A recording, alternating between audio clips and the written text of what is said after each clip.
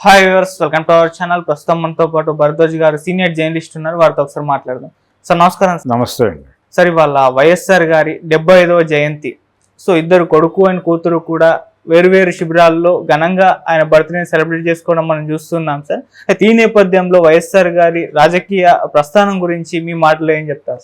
YS రాజకీయ ప్రస్థానం అనేది ఆయన 78లో మొదటిసారిగా అసెంబ్లీలో కాలుపెట్టాడు. ఆయన అప్పుడు రెడ్డి కాంగ్రెస్ నుంచి గెలిచాడు. ఆయన ఆవు దూడ కాంగ్రెస్ అనేవాడు. అంటే ఎమర్జెన్సీ తర్వాత ఎమర్జెన్సీ ఫలితంగానే 77 ఎన్నికల్లో కాంగ్రెస్ పార్టీ ఘోర పరాభవాన్ని పొందింది.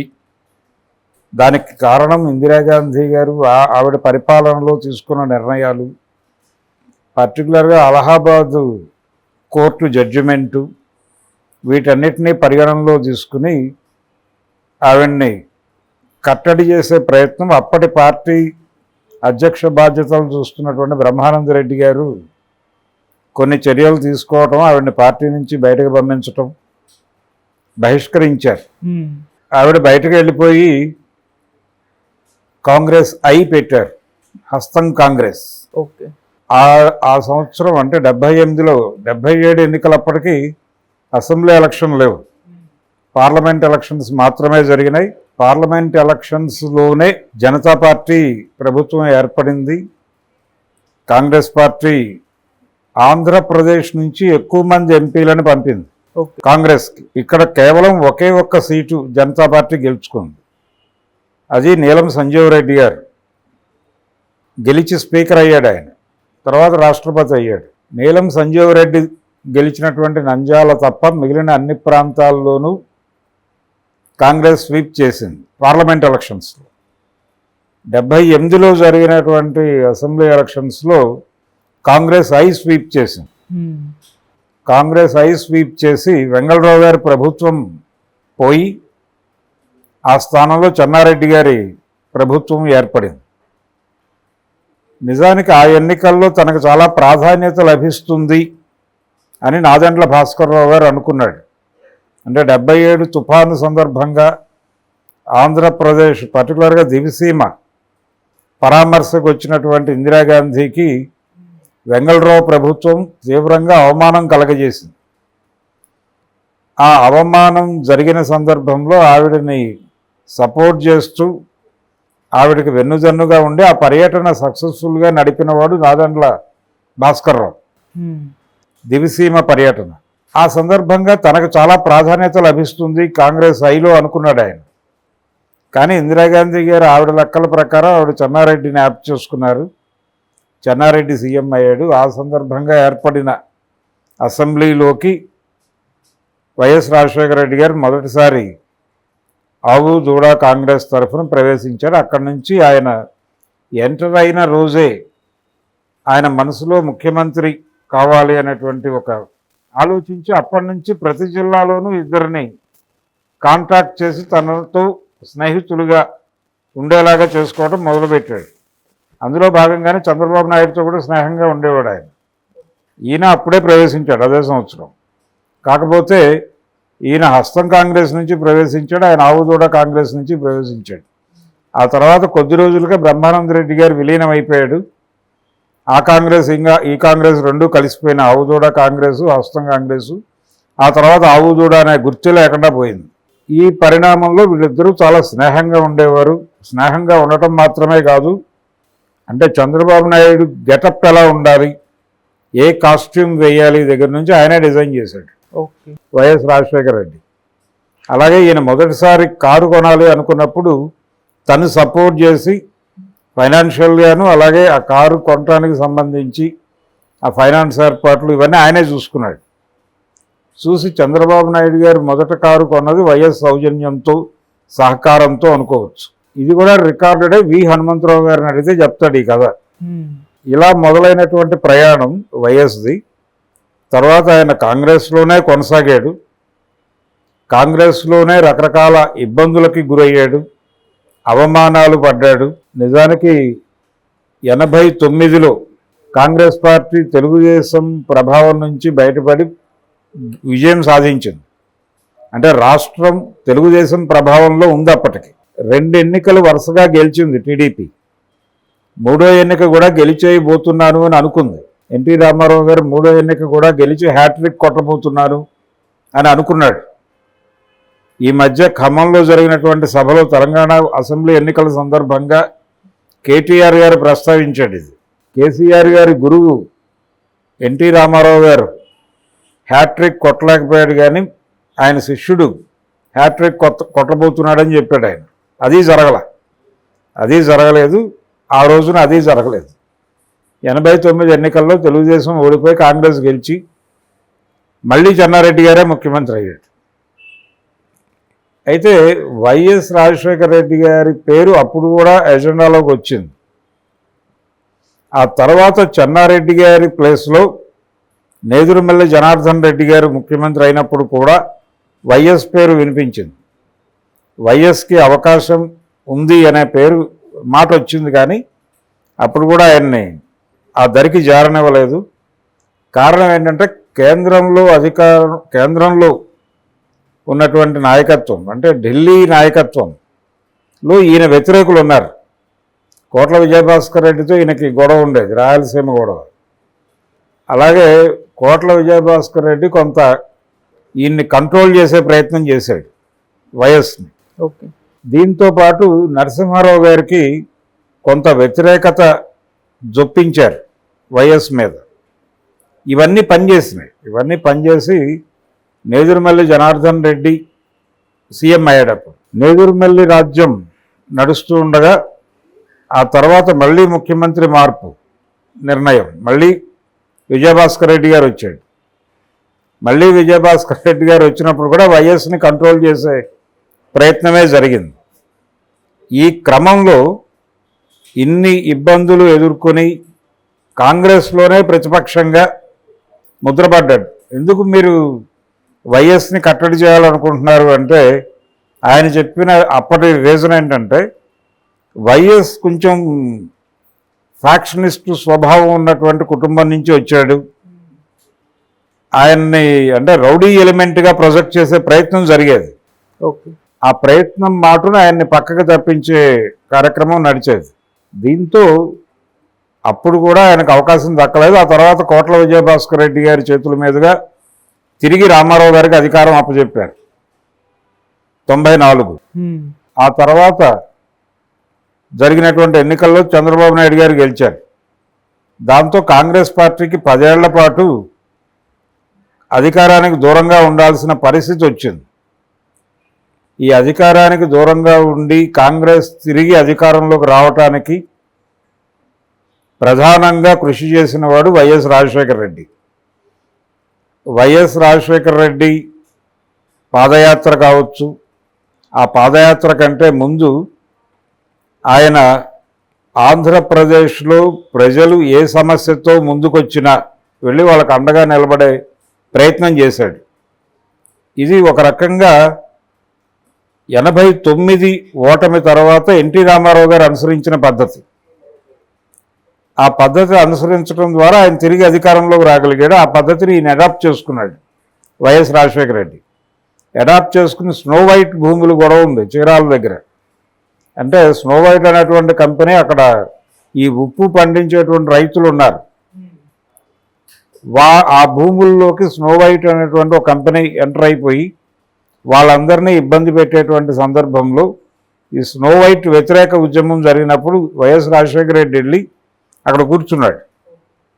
చంద్రబాబు నాయుడు గారి పరిపాలనలో వరల్డ్ బ్యాంక్ పాలసీల అమల్లో భాగంగా ప్రైవేటైజేషన్ ప్రోగ్రాం చాలా ఊపు మీదకి వెళ్ళి ప్రజల్ని, అంటే చాలా ప్రాంతాల్లో భూముల్ని కార్పొరేట్ పరం చేస్తున్నటువంటి సందర్భంలో ఈయన జనం తరఫున నిలబడే ప్రయత్నం బలంగా చేశాడు వైఎస్ రాజశేఖర రెడ్డి.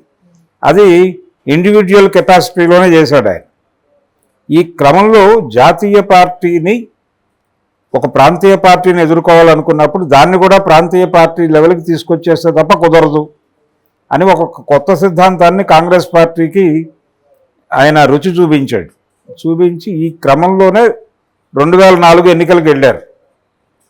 2004 ఎన్నికల్లో మొత్తం రాష్ట్ర వ్యాప్త ప్రచారం ఆయన భుజాల మీద వేసుకుని చేశాడు.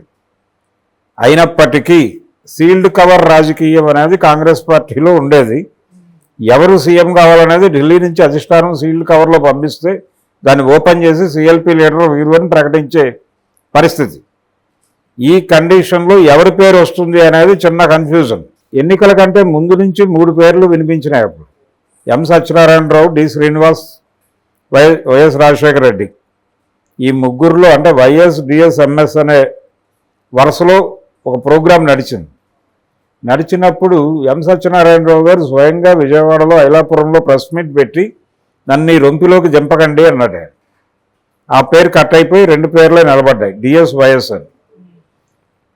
బట్ ఎన్నికల్లో గెలుపు సాధించిన తర్వాత కూడా కన్ఫ్యూజన్ అయ్యి అధిష్టానం అప్పటికి పిసిసి ప్రెసిడెంట్గా డిఎస్ ఉన్నాడు, ఆయన పేరు ప్రతిపాదించవచ్చు అని చాలామంది మాట్లాడారు.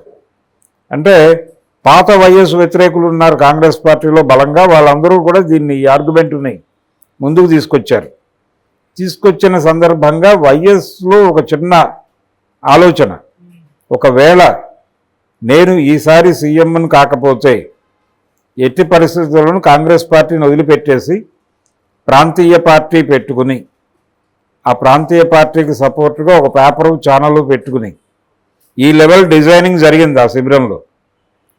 ఈ డిజైనింగ్ జరుగుతుండగా ఢిల్లీ నుంచి వైఎస్ పేరు సీల్డ్ కవర్లో వచ్చింది. ఓకే, దాన్ని డి శ్రీనివాస్ గారే చదివి వినిపించాడు ప్రపంచానికి. అలా ఆయన ముఖ్యమంత్రి అయిన తర్వాత కూడా ఆయన సేఫ్ అవ్వలేదు. ఈయన 1వ కృష్ణుడు మాత్రమే, 2వ కృష్ణుడు జైపాల్ రెడ్డి అనే ప్రచారం మొదలైంది. జైపాల్ రెడ్డిని అడిగారు కృష్ణా పుష్కరాల సందర్భంగా. వైఎస్ ముఖ్యమంత్రి అయిన తర్వాత కృష్ణా పుష్కరాలు జరిగినాయి విజయవాడలో. ఆ కార్యక్రమానికి కేంద్ర సమాచార శాఖ మంత్రిగా ఉన్న జైపాల్ రెడ్డి గారు వచ్చినప్పుడు మీడియా అడిగింది, ఎవరో కాదు ఆంధ్రజ్యోతి నుంచే అడిగారు ఆ ప్రశ్న, మీరు 2వ కృష్ణుడట కదా. ఆయన కాదనలా, ఏమో చెప్పలేమన్నాడు చాలా తెలివిగా. కాబట్టి వైఎస్ని కట్టడి చేసే ప్రోగ్రాం అప్పుడు మొదలైంది.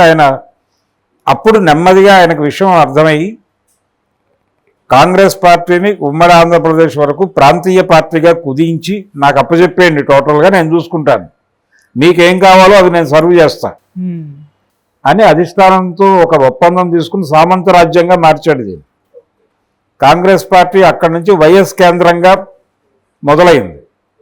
అప్పుడు వైఎస్ వేరు, ఆయన ఏ నిర్ణయమైనా ప్రకటించగలిగేవాడు. అంతకుముందు కాంగ్రెస్ ముఖ్యమంత్రులు ప్రకటించేవాళ్ళు కాదు, వాళ్ళు అధిష్టానం వైపు చూసేవాళ్ళు, ఏ నిర్ణయం తీసుకోవాలన్నా. వైఎస్ అలా చూసేవాడు కాదు, తనకి ఏది అనిపిస్తే అది మాట్లాడగలిగేవాడు, ఆ స్వేచ్ఛ తీసుకున్నాడు ఆయన. అందుకని ఇండిపెండెంట్ లీడర్గా ఎస్టాబ్లిష్ అయ్యాడు ఆయన. ఆ పునాది మీద వైఎస్ కొడుకు జగన్మోహన్ రెడ్డి ఒక పార్టీని నడిపి నిలబెట్టి అధికారంలోకి తీసుకువచ్చేంత అవకాశాన్ని ఆయన ఆ సందర్భంగా తీసుకున్నాడు. ఆయన కెరియర్ ప్రారంభమైన 78 నుంచి ఆయన కన్నుమూసే వరకు ఏ క్షణమైనా సరే తనున్న సన్నివేశాన్ని తన వైపు మళ్లించుకోవాలి అనేటువంటి ఒక ప్రోగ్రాం ఉండేది ఆయనకి, వైఎస్ రాజశేఖర రెడ్డికి. అదే ఆయన సక్సెస్. అలాగే ఆయన జనంతో రెగ్యులర్గా కాంటాక్ట్లో ఉండేవాడు. క్యాంప్ ఆఫీస్లో రెగ్యులర్గా పొద్దున్నే 11 వరకు ఆయన జనంతో మాట్లాడేవాడు. మాట్లాడటం అనేది ఆయనకు చాలా ఉపయోగపడింది. ఆయన రెండోసారి గెలుపుకు దోహదపడినటువంటి అంశాల్లో అది కూడా ఉంది. వైఎస్ జగన్మోహన్ రెడ్డి మొన్న ఓడిపోవడానికి కారణం కూడా అదే, ఆయన జనంతో కాంట్రాక్ట్లో లేకపోవడమే. రెగ్యులర్గా కాంట్రాక్ట్లో ఉండటం మాత్రమే కాదు, ఎవరైనా ఏదైనా ఇష్యూ మీద వెళితే ఆ ఇష్యూలో నిర్ణయం ప్రకటిస్తే కాంగ్రెస్ పార్టీకి, కాంగ్రెస్ ప్రభుత్వానికి ఇబ్బంది వస్తుందని తెలిసిన దాని మీద స్పందించేవాడు ఆయన. స్పందించి దీనికి ఇలా చేసుకుంటే మీకు పని అవుతుంది, నా పరిధి ఇది అని చెప్పేవాడు ఓపెన్గా. వెనకాల ఉన్నటువంటి ఐఏఎస్ అధికారులు కంగారు పడేవారు, ఇదేంటి ఇలా మాట్లాడేస్తున్నాడు ఈయన అని.